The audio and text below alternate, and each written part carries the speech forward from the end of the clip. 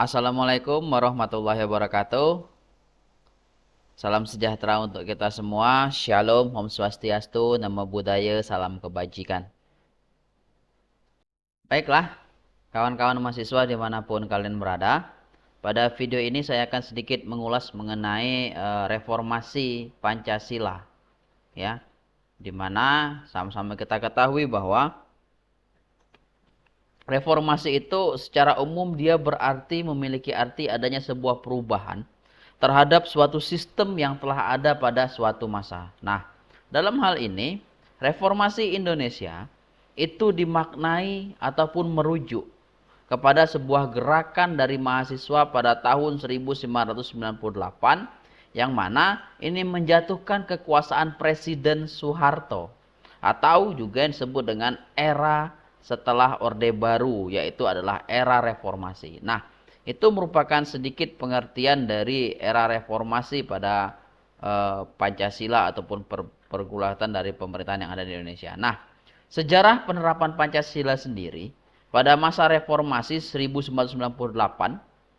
sampai dengan saat ini tahun 2021 harus kita pahami bahwa Pancasila itu dia merupakan sebuah dasar negara Indonesia yang mana dia hadir sebagai sebuah ideologi yang dipegang teguh dalam menjalankan kehidupan bernegara. Nah, penerapan dari Pancasila ini pun berkembang sesuai dengan kemajuan zaman, termasuk masa reformasi itu tadi yang saya sampaikan di awal pada tahun 1998 sampai dengan saat ini, ya.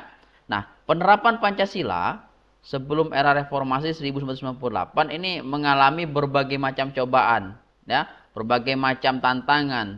Contohnya, ya, adanya berbagai macam pemberontakan di era Orde Lama atau adanya upaya-upaya penyalahgunaan dari Pancasila atas nama kekuasaan pada rezim Orde Baru pada saat itu. Nah, di era reformasi pada tahun 1998, seiring lengsernya Presiden kedua Republik Indonesia Pak Harto, ya, dari kursi kepresidenan, dan juga selanjutnya adanya penerapan Pancasila juga terhalang banyaknya cobaan-cobaan ataupun banyaknya rintangan, ya. Berakhirnya Orde Baru ini dia membuka pintu gerbang kebebasan bagi rakyat Indonesia yang nyaris di semua lini kehidupan. Jadi dulunya kita sangat terkekang, ya, apalagi sistem pemerintahan sebelum era reformasi itu adalah sentralisasi, tersentral di pusat. Sedangkan setelah era reformasi, kita menganut sistem pemerintahan adalah desentralisasi. Adanya pembagian kekuasaan antara pemerintah pusat dan adanya pemerintah daerah. Adanya pemilihan kepala daerah, gubernur, bupati, wali kota, ya, sampai dengan kepala desa, ya, saat ini yang kita rasakan. Nah, kondisinya seperti ini, ya, ini menimbulkan memang suatu gesekan dalam masyarakat. Nah, di satu sisi adanya kebebasan yang diberikan oleh pemerintah ini merupakan hal yang sangat positif. Contohnya dengan munculnya kreativitas dari anak-anak bangsa Indonesia ini. Namun ada juga sisi negatifnya apabila tidak dapat dikendalikan dengan baik, ya. Nah, contoh sisi negatifnya munculnya pergaulan bebas, ya. Cara interaksi dan beretika yang tidak baik lagi, penyalahgunaan yang sangat tinggi saat ini di Indonesia, apalagi kita selalu berperang dengan yang namanya narkoba, minum minuman keras, kegiatan anarkisme yang semakin tinggi, ya. Vandalisme juga gitu, konflik horizontal yang terjadi antar desa, antar daerah, antar suku, antar agama. Namun semua itu harus kita bungkus dalam yang namanya Bhinneka Tunggal Ika. Dan Pancasila sebagai sebuah ideologi negara ini harus dapat mampu hadir dalam hal untuk dapat menumbuhkan sukacita kita menjadi negara yang bersatu, berdaulat, adil dan makmur. Ya. Nah, apalagi saat ini di era pandemi. Sama-sama kita ketahui bahwa saat ini merupakan sebuah era digital, ya, yang mana pada era digital ini sebagai ideologi terbuka, Pancasila itu dia bisa memadukan beberapa nilai baru dalam kehidupan bernegara. Namun, kendati sifatnya terbuka, Pancasila itu dia harus dapat dijaga kemurniannya agar tidak terancam oleh ideologi-ideologi lainnya. Nah, kedatangan ideologi lain ataupun masuknya ideologi lain ke Indonesia ini ya, dari perkembangan teknologi di area digital ini, adanya informasi yang masuk ya, adanya platform-platform media sosial ataupun sosmed yang merajalela di Indonesia, merebak di seluruh antero negeri ini melalui jaringan online saat ini. Nah, ini harus diwaspadai dan harus difilter dengan baik.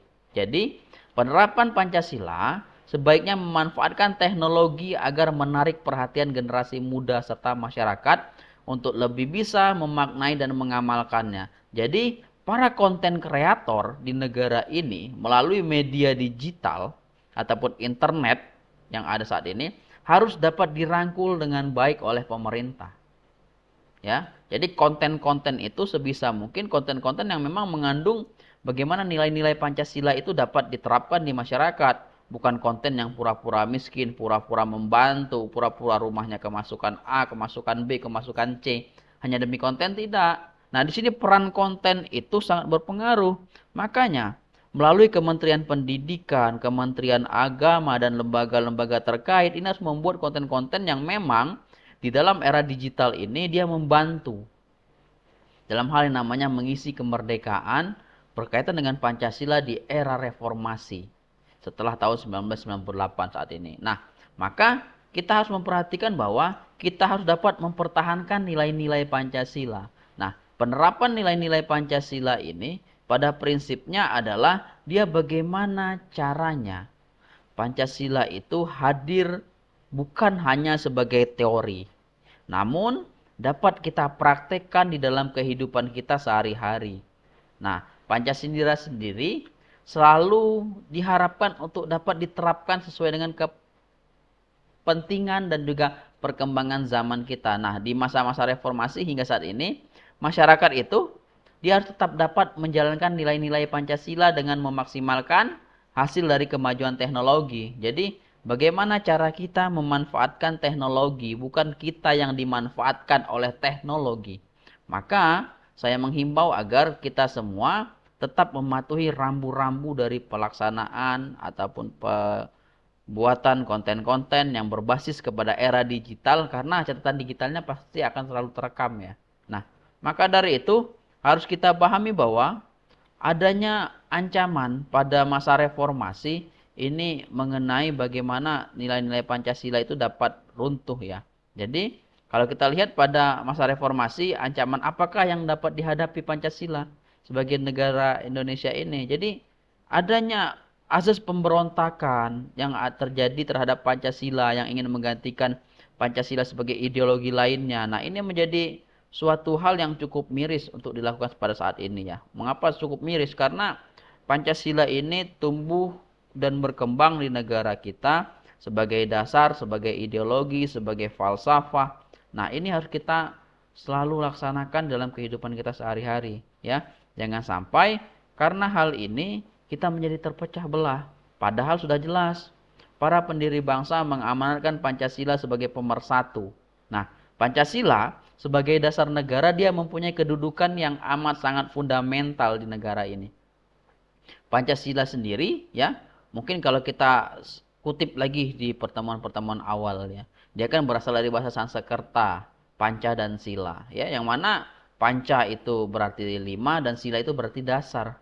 Sudah jelas dasarnya Pancasila itu adalah 5 ya. Nah, sebagai dasar maka Pancasila itu di dalam Undang-Undang Dasar 1945 alinea keempat dia menyebutkan juga bahwasanya Pancasila itu dia adalah sebagai dasar dalam menata negara yang merdeka berdaulat. Nah, negara yang merdeka dan berdaulat ini haruslah negara yang memang menjadikan Pancasila di Indonesia ini sebagai dasar negara. Ya, itu yang pertama. Yang kedua, Pancasila itu sebagai dasar mengatur penyelenggaraan aparatur negara yang bersih dan berwibawa. Sehingga akan tercapai apa tujuan nasional yang tercantum dalam pembukaan Undang-Undang Dasar 1945 alinea keempat. Nah, sebagai dasar juga Pancasila itu adalah sebagai arahan serta petunjuk aktivitas perilaku bangsa Indonesia di kehidupan kita sehari-hari. Nah, apa sih fungsi Pancasila sebenarnya ya kan? Nah, kembali kepada itu. Maka Pancasila dengan kedudukannya sebagai dasar negara dia mempunyai 5 fungsi, ya. Fungsi yang pertama adalah dia merupakan sumber dari segala sumber hukum atau sumber tertib hukum di Indonesia. Maka Pancasila itu dia merupakan azas kerohanian tertib hukum Indonesia. Yang kedua, adanya suasana kebatinan dari Undang-Undang Dasar sebagai dasar negara dan juga dia tidak boleh bertentangan dengan Pancasila. Yang ketiga, adanya cita-cita hukum bagi hukum dasar negara. Yang keempat, adanya norma-norma yang mengharuskan undang-undang dasar mengandung isi yang mewajibkan pemerintah dalam hal penyelenggaraan negara lainnya memegang teguh cita-cita yang luhur. Yang kelima, sumber semangat dari Undang-Undang Dasar 1945 ini sudah jelas.